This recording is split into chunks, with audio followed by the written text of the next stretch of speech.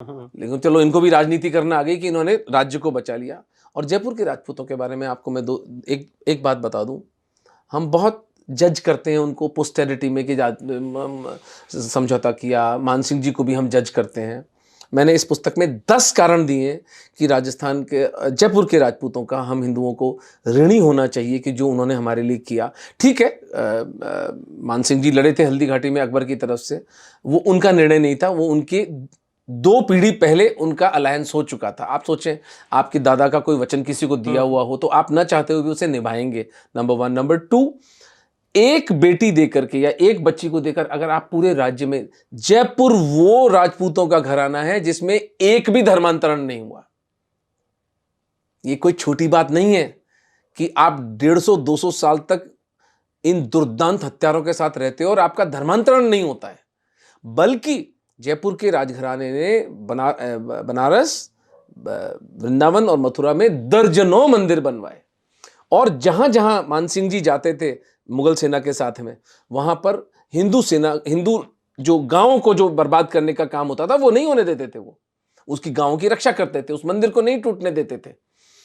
और एक और चालबाजी जो मैं मानता हूं मान सिंह जी की दूरदृष्टि थी, मुगलों की सेना लेकर गए अफगानिस्तान। हिंदू राजा तो ये अकेले थे, इनके कोई 200-400-500 हजार कुछ कछावे राजपूत होंगे इनके साथ में। मेनली मुगलों की सेना अफगानों की दोनों को बैठा के दोनों को काटा। अब अगर ऐसा नहीं करते और ये भी मान लीजिए एक भिड़ने निकल जाते इनसे, तो अफगान मुगल अलायंस हिंदुओं के लिए कितना खतरनाक होता। तो हम एक चीज को अगर राजस्थान के जयपुर के राजपूतों को इतना बुरा भला कहा जाता है, हम ही कहते हैं, हम ही कहने वाले हैं। मेरे आज से 5 वर्ष पूर्व, लेकिन जब मैंने इसको पढ़ा पूरे को, और बाकायदा मीटिंग हुई थी जयपुर के अंदर कि हम एक लड़की दे करके और इनकी लड़की लेंगे नहीं। ये भी कहते हैं ना कि साहब अगर इतने तो राजपूतों ने मुसलमानों की लड़कियां क्यों नहीं ली। वो एक कॉन्शियस निर्णय था, क्योंकि यदि आप एक लड़की किसी की ले लेते हो तो फिर वो सभ्यता आपके घर में आती। और ये रिकॉर्डेड है वीर विनोद में, जहां लिखते हैं जयपुर के राजपूत कि अगर इनकी लड़की ले ली मुसलमानों की तो फिर इस्लामीकरण कोई नहीं रोक सकता। एक बच्ची देके पूरा राज्य बचता है तो बचा लो। तो बहुत कठिन समय हमारे पुरखों ने निकाला है। उसको उसके ऊपर जज करना, उसको निर्णय लेना बहुत सरल है, लेकिन मैं समझता हूं हमें थोड़ी सी सहृदयता से और कंपैशनेटली उसकी तरफ देखना चाहिए।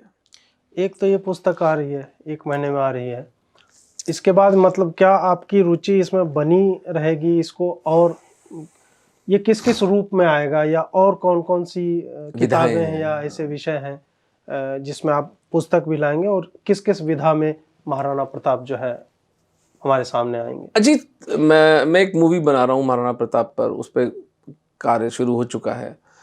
बस इस पुस्तक की प्रतीक्षा है। पुस्तक एक बार बच्चे लोग हमारा हिंदू समाज पढ़ लेगा तो उसके बाद उन्हें पता चलेगा कि कितना बड़ी स्केल पे हमारे साथ छल हुआ है। कि आप महाराणा हमीर, महाराणा कुंभा, इनके नाम ही नहीं पता हमें। कुंभा तो एक जीनियस थे, 32 दुर्ग बनवाए, 56 लड़ाइयां लड़ी, एक भी नहीं। 3 राज्यों से, मालवा, गुजरात, नागौर, तीनों मुसलमान राजाओं से साइमल्टेनियसली लड़ाई लड़ी, एक भी लड़ाई नहीं हारे, एक भी नहीं हारे।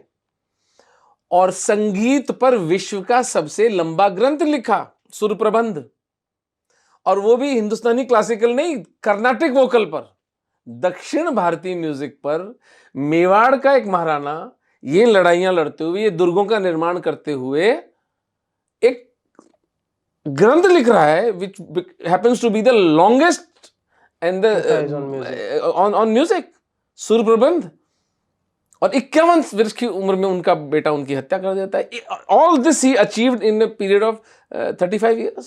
ये तो बिना देव के अंश के तो ये मैंने लिखा है पुस्तक में कि मैं मानता हूं कि एक देवत्व का एलिमेंट था, ये महादेव के कोई अंशावतार थे।